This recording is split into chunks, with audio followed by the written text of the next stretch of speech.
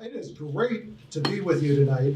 And it's also wonderful to be able to talk about a subject that I am deeply passionate about, which is the topic of how the House can craft a responsible regulatory framework for artificial intelligence. And, as Jim was mentioning, this is something that I am deeply interested in. What he didn't mention is that the career path I was on, I thought I was going to be a researcher and a lifelong academic in artificial intelligence. So I was working on my doctorate in AI at UCLA, doing some of the very early research on computer vision and natural language processing, when my side hustle at the time, which was writing AI for video games, took off. And it became really clear that that might actually be a more interesting and lucrative career path. And so when I left UCLA, I started my video game development studio, which I ran for 30 years. But that was not the plan. The plan was that I was going to do research in AI as a career because it's something that I am really, really interested in, deeply passionate about. So interestingly, from my perspective, AI is not something that has come along suddenly.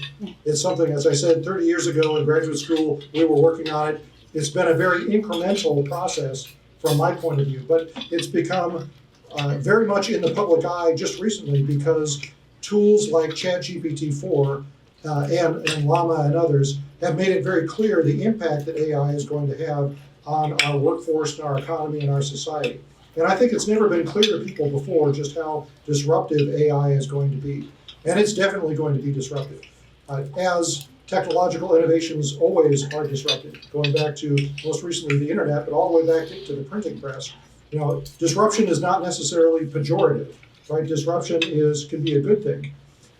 Think about the fact that in the entire history of the United States, every single major expansion of our economy has been preceded by a substantial gain in worker productivity. It is a hard and fast rule. You need that gain in productivity. That leads to a gain in corporate profitability. That leads to gains in compensation. It leads to investment gains, and it expands the entire economy and makes the pie bigger for everyone. So every single time that's happened in the history of the United States, it's been heralded by a gain in worker productivity. And yet, for the last 7 years, worker productivity has been in slow decline in the United States. COVID didn't help, but we've got other external economic factors that are causing that to be the case. So I believe that AI is going to be this next big catalyst to a lot of economic prosperity. And a growth of not only prosperity, but declines in poverty, and the things that AI can catalyze, like universal education, these long-held human goals, the eradication of poverty, finally being able to get our arms around the problem of homelessness. I think that AI can help with all of these things. So I am an AI optimist. But we have a couple of problems when we talk about regulating AI. I mean, first of them is the fact that AI has been the topic of this vibrant science fiction culture in novels and movies and other media for the last 50 years. And as a result, a lot of Americans have an unrealistic view of what AI is, but more importantly, the risks and the hazards of AI.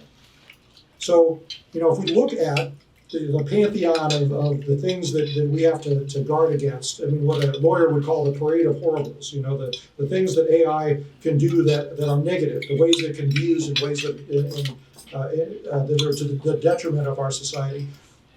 They're substantial, but they do not include things like an army of evil robots with red laser eyes rising up to take over the world out of the Terminator. But if you ask the average American, that's the answer you'll get. That's not what keeps me up at night, but what does keep me up at night are things like the way that AI can be used to pierce through digital data privacy and to re-aggregate personal data that was supposedly disaggregated, and then use that to build models of human behavior that then can be used to influence behavior and influence public opinion. That is a very real risk that we need to be aware of and that we need to guard against. I worry about the potential of AI to be used for the spread of mis and disinformation. I worry about the fact that AI, because it is such a productivity enhancer, it can be used to enhance the productivity of people that do not mean well. We say that bad people are going to bad, and with AI, they're going to bad more productively than they would without AI. So that's definitely something that we need to worry about. And then there's a host of legal and creative questions that need to be answered about AI, particularly generative AI. When AI is used to create something, who owns the copyright for that work? When copyrighted material is used to train an AI algorithm, who owns the AI algorithm that results from that training? How much transparency is required in that process of training? And what compensation is due to the people who created the material that's used to train the AI? These are all unanswered questions that I think the federal government has a responsibility to answer. And the reason for that is, these questions are going to arise regardless of whether or not we in government act. So if we do not fulfill our responsibility to clarify the legal landscape, we're just going to ask the courts to intervene in something that the courts have no precedent for intervening in. So we need to do our jobs and make sure that we come up with thoughtful, deliberate, well-researched answers to those questions. We also are kind of working at a disadvantage because the public is so concerned about the potential negative consequences of AI. From their point of view, this has happened very suddenly. And there's increasing pressure on Congress to act on this issue. The European Union, as usual, has gotten way out over its skis in trying to regulate AI. And the result has been increased pressure on Congress. So this, I think, is one of the hazards because, we talked about at the beginning of our conversation here, the potential benefits of AI to our economy. If we go down the wrong path, if we overregulate, if we set a legal framework up that makes it impossible to employ AI to increase productivity, we are never going to get to the pot of gold at the end of the rainbow, all of the benefits that we talked about. Government completely has the capacity of killing that if we do it wrong. So that's why we have to be so careful about what we're doing, which is why I'm so happy that we in the House are kind of taking a more deliberate approach. The Speaker has convened a task force on crafting a regulatory framework for AI, and I've been honored to be the chairman for that for the last 6 months. And I am in hopes that we will be able to come up with a framework that makes sense. And when people tell me what's my number one goal, well, I want to take a thoughtful approach to regulation. To me, when we talk about regulating, we should never regulate for the sake of regulation. We always should have an end result in mind when we regulate. So when you look at AI and you ask me, what do I think our goals are? I think the role of government is definitely to mitigate against consumer harms, right? That's something that's a well-established role of government. I think people across the political spectrum would agree that that is an appropriate role of government. So to me, that means we have to understand what harms we want to prevent from occurring. And we just mentioned some of them. We then can craft once we agree on those things, we can craft a regulatory framework that guards against those potential harms. Another thing I think it's really important to recognize is that this is not the work of weeks or months or even years. I think that one of the things that the EU is doing that's potentially dangerous is that they're pretending they can craft this AI Act, and they put it together, they debate it, they pass it, and problem solved, right? Now we're going to move on and do something else. That problem has been dealt with. AI is moving so rapidly, and the face of AI and the potential impact it has on us is changing so rapidly. I think it would be a fool's errand to pretend that we can pass an AI Act and be done with our job of regulating it. I think that incrementalism needs to be our approach. There are some of the potential hazards of AI that are in focus enough that we can know what the appropriate action of government would be to guard against those. But then there are a whole host of other potential harms that are still a little blurry. And as they come into focus, I think we can act on those. And so I see the task of regulating AI as not just passing one bill, but passing 10 bills this year and 10 bills next year and 10 bills the year after that, as we chip away at this potential problem. And that also, I think, sets us up for success in another way, because the amount of resource required to train a foundational model, especially at the frontier right now, is enormous. ChatGPT 4 required an investment of over $100 million to train, and that's after ChatGPT 3.5 was already in existence. I mean, that's a stunningly large amount of capital to have to invest, and I think it's going to become even more expensive in the future. We can't expect developers to make that kind of investment and take that kind of risk if the perception is that tomorrow Congress could take an action that would make that investment worthless. So we need to make sure that whatever we craft is durable. And it doesn't change with a small change in the balance of power between the House and the Senate, or the House and the White House, which means that it needs to be broadly bipartisan and it needs to be broadly bicameral. And only that can craft a framework that is going to stand the test of time and not going to radically change from year to year to year. And I think that that's very important. So that's kind of the challenge that's ahead of us. And I'll say one more thing, and I want to open it up for questions and answers. If you ask me, like in the short term, what are the decisions that Congress absolutely has to make? Now, not a year from now, not 10 years from now, but now.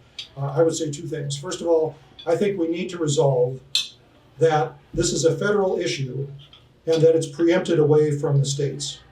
And to me, that is very clear, that very clearly should be the case. I mean, if you talk about the responsibility, we all believe in federalism. We believe that states are the laboratory of democracy, but we also believe that we in Congress have the responsibility to take over the regulation of things related to interstate commerce, right? Within the states can govern, but things that relate to interstate commerce are things where Congress has responsibilities to step in. And I think that AI clearly falls in that category. And if you want a discourse on the dangers of us not asserting that prerogative, you look at what's happened in digital data privacy, where Congress's failure to act on that issue opened the door to now we've got 23 different state regulations and more every year. Ultimately, it will be 50 different state regulations that take wildly different approaches to this issue. And this is clearly an interstate commerce issue. And think about the hazards of this. Think about two guys starting a business in a garage in Cupertino, the next Apple, or two guys starting the next Google, right? The people that have the legal sophistication to deal with a regulatory landscape that complex are the big companies.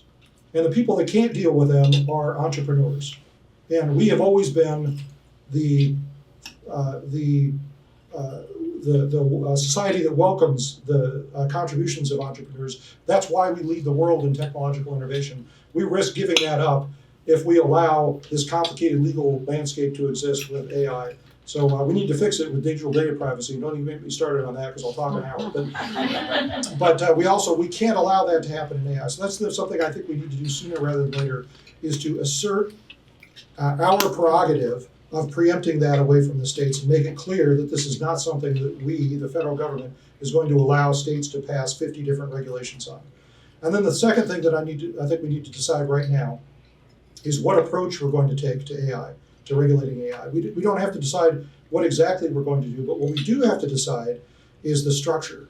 Are we going to follow the lead of Europe, who is taking the approach of spinning up a brand new bureaucracy and then requiring anyone that wants to use AI to acquire a license from this bureaucracy, right? That's one approach. Or are we going to take another approach and recognize the fact that we have hundreds and hundreds of federal agencies who are already dealing with the complexities of regulating AI within their sectoral spaces. So the question we have to ask ourselves are, the FDA, for example, has already issued over 500 permits for the use of AI in medical devices. That's a fact that came up a few weeks ago in one of our health subcommittee hearings. 500. Over 200 of them are already available to consumers. So, the question is it easier to teach a new agency, the new AI agency, everything that the FDA already knows about protecting patient safety, or is it easier to teach the FDA what they don't already know about AI? And I think it's probably the latter. I call that the hub and spoke approach. We need to the extent they're not already enabled to do this, we need to authorize our sectoral regulators to regulate the use of AI in their sectoral spaces. And I think that makes a lot of sense, because if you look at the work that agencies like NIST have done in creating risk management frameworks for AI, what everyone will tell you is that when you talk about risk in the context of AI, it's very contextual. It matters very much the harm that AI can do in that context. So what might be incredibly high risk in a medical device might be very low risk in the use in a video game, for example, right? And everything in between. So it matters what sectoral space you're in. You can't take a blanket approach to it. And so I think it would be easier to make sure that our existing sectoral regulators have the tools that they need to regulate within their spaces. And that will mean, that's the hub and the hub and spoke approach. We need to make sure that they have testing and evaluation standards. They need to have metrics. They need to have a pool of technical talent with know-how in this space. They need to have test beds for the evaluation of potentially malicious AI and people that know how to guard against those hazards spreading. But if we can do that, I think that we can do a much better job at regulating AI, which will allow the U.S. to continue to lead the world in this space, as we have for the last few years. So I will stop there and open it up for questions and answers, but thank you again for the opportunity to talk to you this evening. Okay, great job.